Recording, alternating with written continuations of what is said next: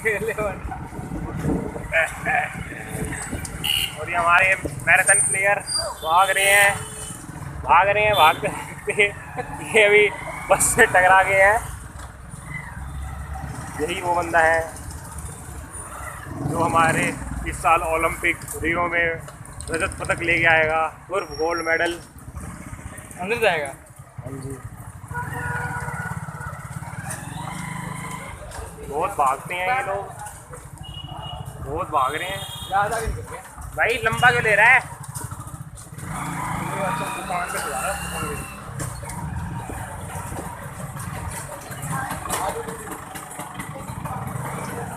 वो भाग गया, वो भागना पकड़ो। छुप जाएगा, पता नहीं हमें, यही नहीं है। और भाग और भाग। नहीं चलाऊंगा। कहाँ जाना है? कहाँ जाना है? बैठ जाना। इंडिकेटर बंद कर।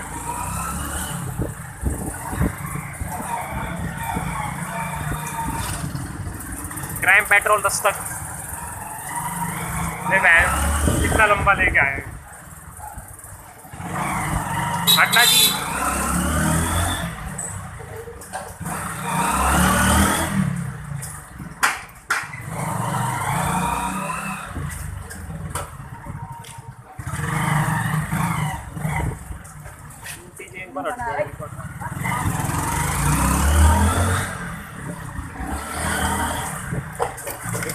क्या कर वीडियो बना लग जा रहा है। और ये माइंड ब्लोइंग जंप, ये भी ओलंपिक में बहुत काम आती है। इसको भगा देते हैं, मैराथन में ऐसी बात नहीं है।